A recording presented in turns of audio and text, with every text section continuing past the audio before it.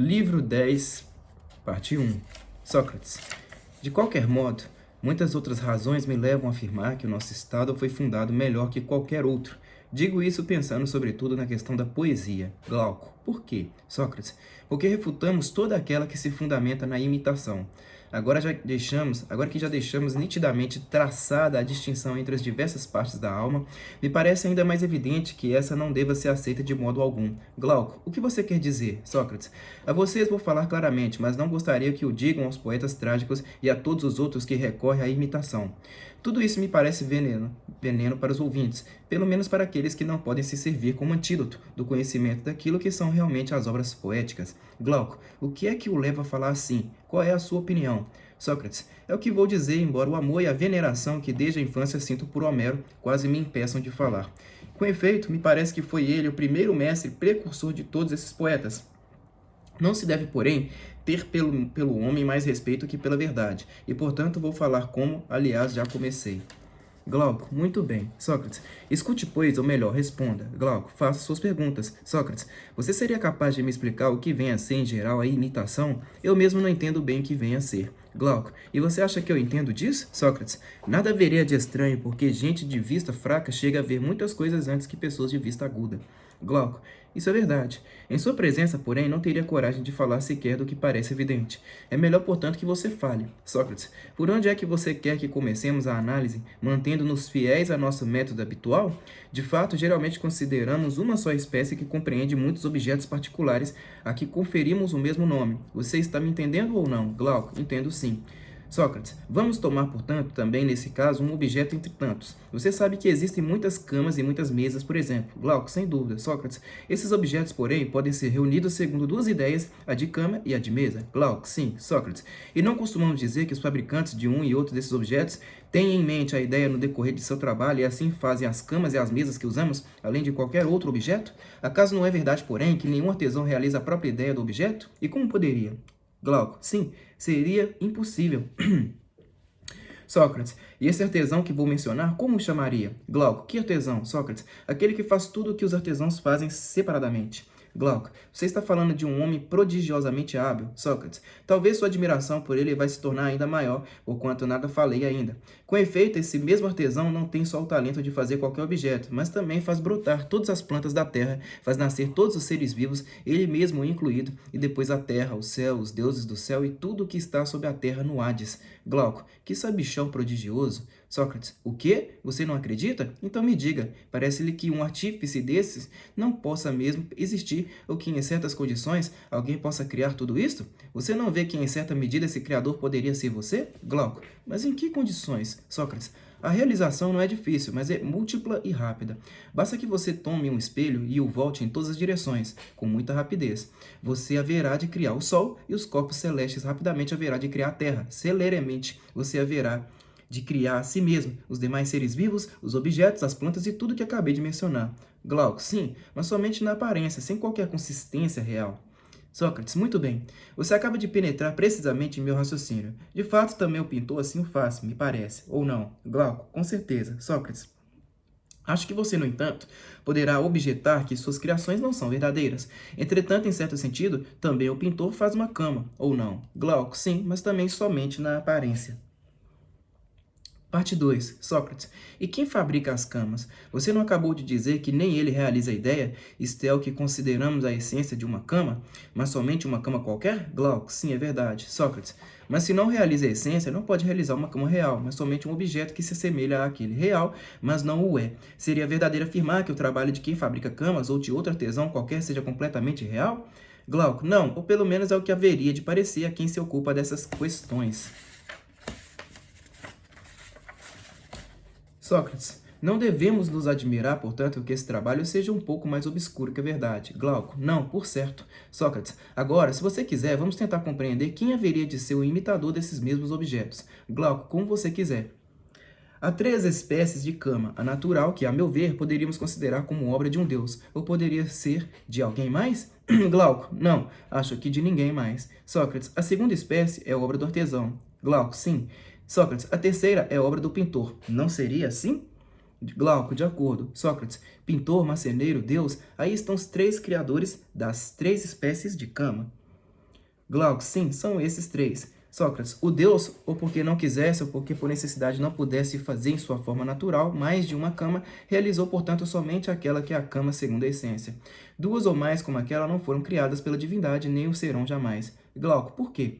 Sócrates, porque se tivesse somente duas, necessariamente apareceria uma terceira, da qual as outras duas teriam a espécie, e a cama, segundo a essência, seria esta, e não as duas primeiras. Glauco, correto. Sócrates, acho que ciente disso, Deus criou em sua forma natural somente essa cama porque quis ser não um artesão, mas o real criador de uma cama real, não de uma cama qualquer. Glauco, talvez seja assim. Sócrates, você quer que o chamemos criador desse objeto ou vamos lhe conferir qualquer outro designativo desse tipo? Glauco, é justo porque criou esse objeto e tudo o resto desde a origem. Sócrates, e o marceneiro não é o artesão da cama? Glauco, sim. Sócrates, haveríamos de considerar como artesão e fabricante de tal objeto também o pintor? Glauco, de modo algum. Sócrates, mas então, a seu ver, qual sua relação com a cama? Glauco, acho que a solução mais razoável seja de considerar o pintor como um imitador do objeto, do qual os dois outros são artífices.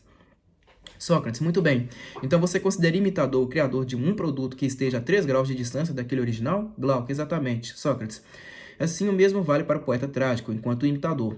Como todos os outros imitadores, ele estará no terceiro lugar depois do real e da verdade. Glauco, talvez sim. Sócrates, quanto ao imitador, estamos praticamente de acordo. Com relação ao pintor, diga-me mais uma coisa. Você acha que ele se esforça para imitar exatamente aquele único objeto original ou os produtos dos artesãos? Glauco, estes últimos. Sócrates, segundo sua essência ou segundo suas aparências? E explique também este ponto. Glauco, o que você quer dizer? Sócrates, apenas isto.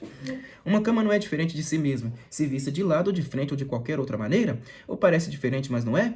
Isso não vale também para todos os demais objetos? Glauco, é assim mesmo, parece diferente, mas não o é. Sócrates, reflita agora. Qual é a finalidade da pintura em relação a cada objeto? Quer reproduzi-lo como é na realidade ou de acordo com sua aparência? Enfim, é imitação da aparência ou da verdade? Glauco, da aparência. Sócrates, por isso a imitação está distante do verdadeiro, e ao que parece realiza tudo captando um pouco a aparência ilusória de cada coisa. O pintor, por exemplo, pode pintar um sapateiro, um marceneiro, todos os demais artesãos, mas não conhece nenhuma de suas respectivas artes. Entretanto, se é um bom pintor, ao pintar um marceneiro e ao mostrá-lo de longe, conseguiria iludir as crianças e os ignorantes, dando-lhes a impressão de se encontrarem diante de um verdadeiro marceneiro.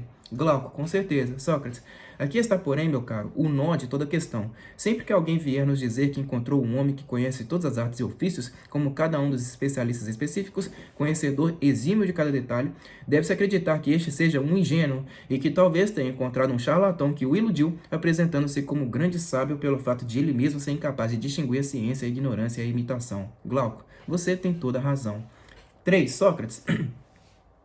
Resta-nos examinar a tragédia e Homero, seu iniciador.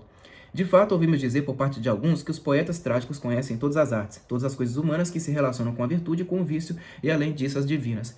É inevitável, sem dúvida, que um bom poeta deva conhecer os temas de que trata, se quiser desenvolvê-los bem. Caso contrário, nem poeta seria. Torna-se necessário verificar se aqueles que afirmam isso não se deixaram iludir por esses imitadores ou se ficaram ofuscados, e à vista de suas obras não compreendem que essas estão a 3 graus de distância da realidade e que podem ser criadas facilmente, mesmo sem conhecer a verdade, exatamente porque são aparências privadas de realidade, ou ainda se esses estão com a razão e se os bons poetas conhecem tudo aquilo que lhes atrai a admiração das multidões. Glauco, essa deve ser exatamente a nossa averiguação. Sócrates, você acredita que, se alguém pudesse criar as duas coisas, isto é, o objeto a imitar e sua imitação, haveria de se dedicar realmente a criar imitações, haveria de considerar essa atividade como o fim principal de sua existência? Glauco, acho que não. Sócrates, se porém conhecesse realmente o que imita, dedicaria muito mais seu tempo a objetos reais que a imitações, e como memória procuraria deixar muitas obras boas, preferindo seu objeto antes que o autor dos elogios. Glauco, também penso assim, porquanto a honra e a vantagem seriam bem diversas no caso e no outro. Sócrates, não vamos exigir, portanto, de Homero nem de qualquer outro poeta que fossem peritos em medicina, ao contrário de se limitarem a imitar os discursos dos médicos. Que doentes pode gabar-se de ter curado, como Esculápio, um poeta antigo ou moderno, que alunos de medicina deixou, como seus discípulos que aquele fez. Nem vamos interrogá-lo sobre as demais artes, vamos deixá-los de lado. Com relação, porém, aos temas mais belos e mais importantes tratados por Homero, como a guerra, a estratégia, a política, a educação do homem, é justo perguntar a ele, caro Homero, se realmente em relação à virtude não estás a 3 graus de distância da verdade? Como criador de uma imagem, portanto imitador, se estás no segundo lugar e podes conhecer quais os hábitos que tornam os homens melhores ou piores em particular e em público, lembra-nos que cidade teve um governo melhor graças a ti, como Esparta, graças a Licurgo, e muitos outros estados, grandes e pequenos, graças a muitos outros legisladores. Qual cidade reivindica o fato de que foste um bom legislador e lhe prestaste serviços? A Itália e a Sicília reivindicam Carondas e nós, Solon. Mas quem te reivindica? Estaria ele em condições de citar algum estado? Glauco, não creio, nem os Homéridas falam disso. Sócrates, por acaso é mencionada alguma guerra bem conduzida sob seu comando e por seus conselhos? Glauco, nenhuma. Sócrates, são lembradas como dele muitas engenhosas invenções de homens sábios em certas coisas, nas artes ou em outras atividades, como são lembradas Tales de Mileto e Anarcasis de Cítia? Glauco, não, absolutamente nada. Sócrates, se não em particular, pelo menos publicamente se diz que Homero tenha sido, em vida, mestre de educação para quem a ele se apegou e tenha deixado aos pósteros um modo homérico de vida, como Pitágoras foi profundamente estimado por isso e seus discípulos, chamando ainda hoje de pitagórico seu modo de viver. Se distinguem dos demais? Glauco, não, nada disso se conta a respeito dele. A cultura de Creófilo, companheiro de Homero, parecia ainda mais ridícula que seu nome, se for verdade. Sócrates, o que se diz de Homero, ou seja, que em vida foi sempre menosprezado por esse Creófilo.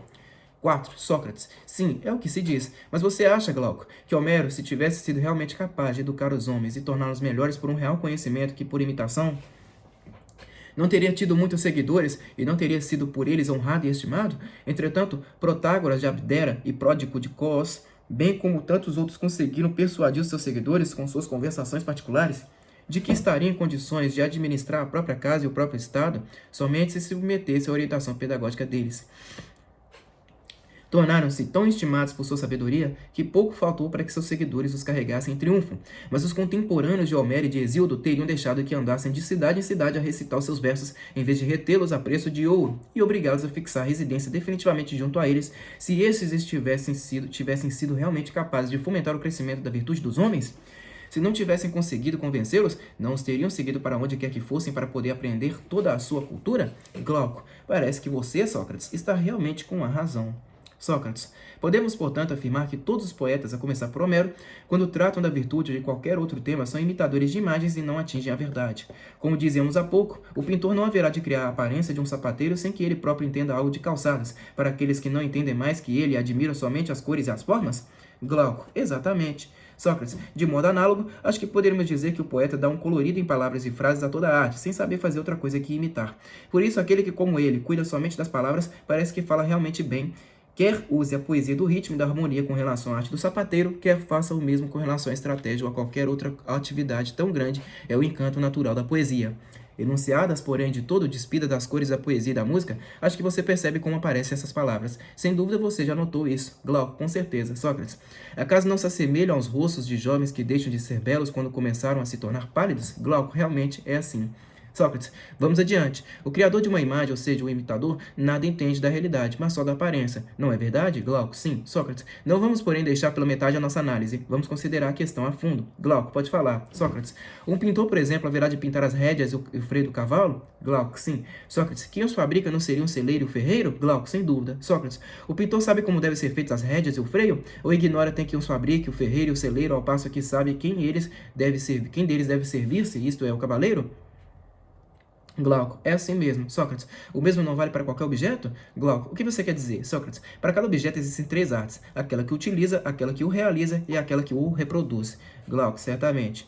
Sócrates, mas a virtude, a beleza, a perfeição de todo objeto, de todo ser vivo, de toda ação se refere somente à utilidade para a qual cada um deles é feito pelo homem ou gerado pela natureza? Glauco, com certeza. Sócrates, então é de todo inevitável que de cada coisa seja melhor conhecedor aquele que dela faz uso e este passe a informar ao fabricante as qualidades e os defeitos que ocorrem durante o uso. Por exemplo, um flautista informa ao fabricante de flautas quais os instrumentos que possuem um belo som e passará a lhe dizer como deve fabricá-los e este haverá de lhe obedecer. Glauco, perfeito. Sócrates, logo, o bom conhecedor se pronuncia sobre as flautas boas e aquelas ruins e outras haverá de fabricar confiando no primeiro? Glauco, com certeza. Sócrates, assim o fabricante haverá de se fiar no julgamento do usuário em relação à perfeição ou imperfeição do próprio objeto. Haverá de se manter com contato com ele e haverá necessariamente de escutá-lo ao passo que somente o usuário terá profundo conhecimento do objeto. Glauco, exatamente. Sócrates, mas o imitador poderá, pelo uso, obter o conhecimento daquilo que representa, se é belo e correto ou não, ou ainda adquirir uma opinião segura pelo contato com um conhecedor que lhe explique como deve representar? Glauco, não vai obter nenhuma nem outra coisa. Sócrates, logo, o imitador não haverá de possuir nenhum conhecimento nem opinião precisa a respeito das qualidades e dos defeitos daquilo que imita. Glauco, parece que não. Sócrates, que belo imitador, se conhece tão bem aquilo que faz. Glauco, não seria grande coisa. Sócrates, entretanto, não deixará de continuar a imitar sem saber o que subsiste de perfeito ou de imperfeito em cada objeto. Ao que parece, haverá de imitar o que haverá de parecer belo ao povo ignorante. Glauco, sem dúvida. Sócrates, a meu ver, já nos pusemos de acordo a respeito desses problemas. O imitador não sabe nada de essencial sobre aquilo que imita. Sua imitação é uma brincadeira, mais que uma atividade séria. Aqueles que se dedicam à poesia trágica, fazendo poemas em jambos e em hexâmetros, são todos eles, e no grau máximo, imitadores. Glauco, é verdade. 5. Sócrates, por Zeus, essa imitação não dista 3 graus de verdade? Sim ou não? Glauco, sim.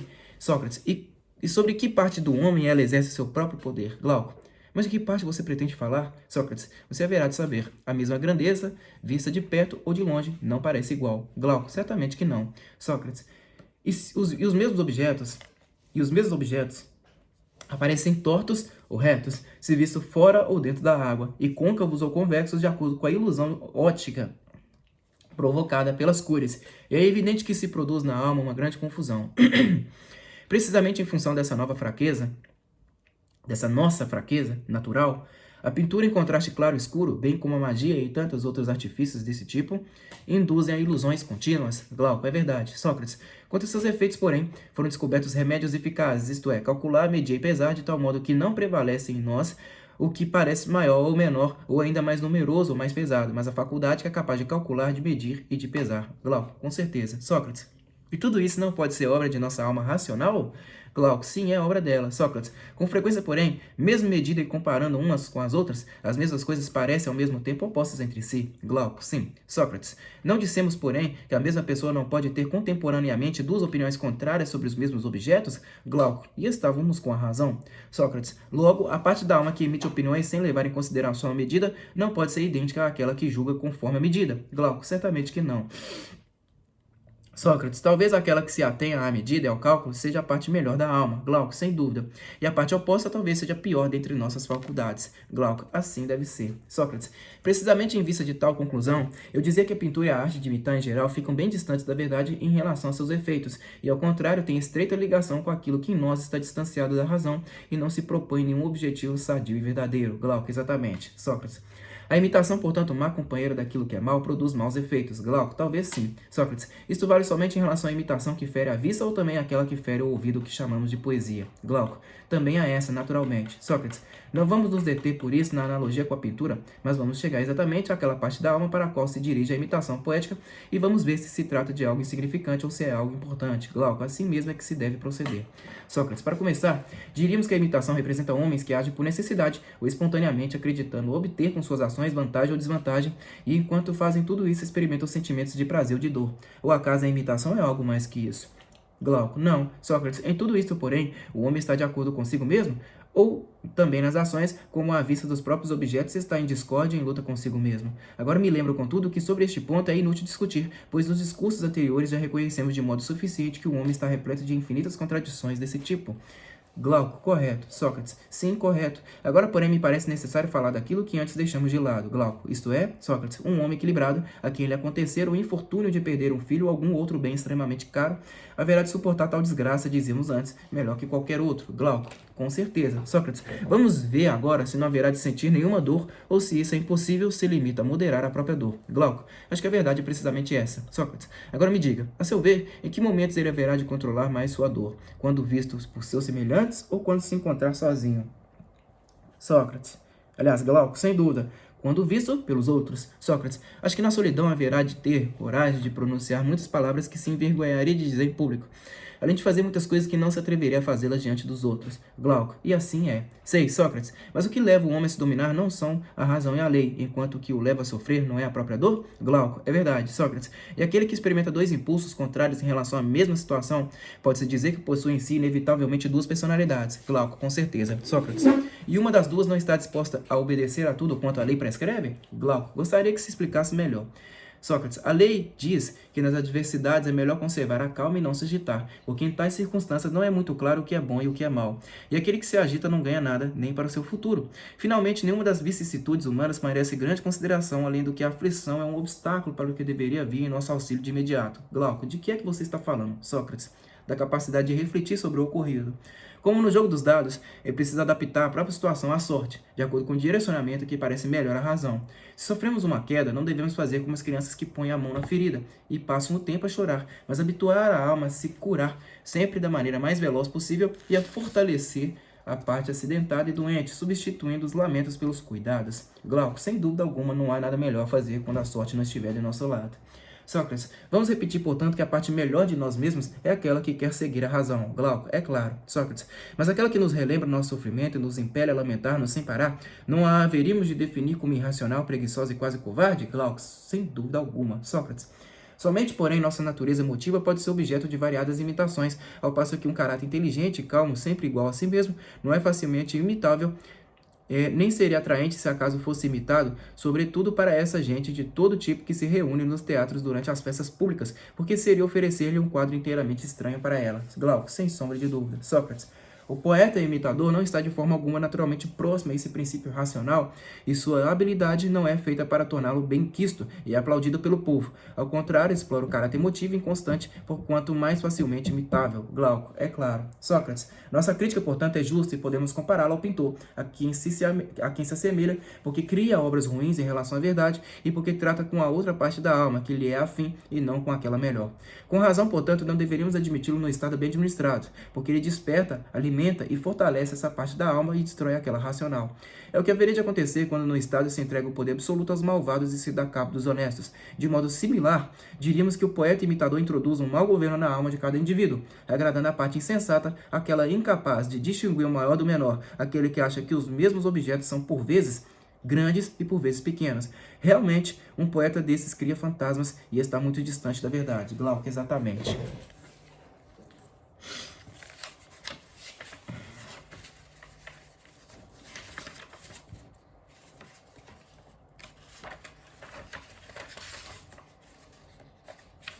Sete, Sócrates. Entretanto, não lançamos ainda contra a poesia a acusação mais grave. Com efeito, a coisa é pior. Com efeito, a coisa pior é o seu poder de arruinar também os homens de bem, com raríssimas exceções. Glauco, como não, se esses são realmente os seus efeitos? Sócrates, escute com atenção. Os melhores dentre nós, ao ouvirmos Homero ou um poeta trágico imitar um herói em aflição, enquanto declama longos versos gemendo ou canta ou bate no peito, sentem prazer, você bem o sabe, e se deixam levar pela compaixão, admirando realmente o poeta que foi capaz de transmitir essa impressão da maneira mais viva. Glauco, sim, sei muito bem. Sócrates, quando, no entanto, nos sobrevém uma dor pessoal, você sabe que nos gabamos do contrário, ou seja, de conseguir suportá-la com equilíbrio, e consideramos viril esse comportamento e efeminado aquele que há pouco apreciávamos. Glauco, sim, já notei isso. Sócrates, mas é razoável elogiar aquele que representa um homem como nós pessoalmente não gostaríamos de ser e do qual, ao contrário, sentiríamos vergonha? É justo sentir com isto prazer e ter admiração antes que desgosto? Glauco, não, por Zeus, não parece razoável. Sócrates, certamente que não, sobretudo se você pensar dessa maneira. Glauco, explique-se melhor. Sócrates, observa bem que os poetas saciam e satisfazem aquela força que nas desgraças pessoais era refreada, mas tinha sede de lágrimas e de gemidos, queria saciar-se de lamentações, porque esta é exatamente a sua natureza. A parte naturalmente melhor de nós mesmos, sem uma educação racional adequada e sem a força do hábito, a frouxa vigilância da parte lamuriosa, porque contempla o sofrimento dos outros e acha que não há nada de mal em aprovar e em lamentar outro homem que proclame a própria honestidade, embora se queixe inoportunamente. Ao contrário, ela acha que com isso terá um prazer e se recusaria a ser dele privada com o desprezo pela arte poética em si. De fato, a poucos é dado, acredito, compreender que, inevitavelmente, os sentimentos dos outros se tornam os próprios, porque não é fácil dominar a compaixão nas desventuras pessoais depois de tê-la fortalecido com as vicissitudes dos outros. Glauco, é a pura verdade. Sócrates, o mesmo discurso não há de valer também para a poesia cômica?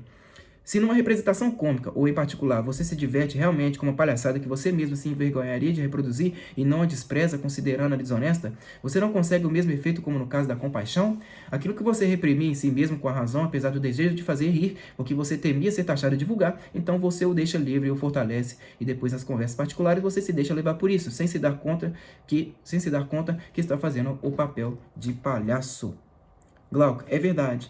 Sócrates, e não é sempre o mesmo efeito, o efeito da imitação poética em relação ao amor, à ira e a todas as impressões de dor e de prazer que acreditamos inseparáveis de qualquer ação nossa?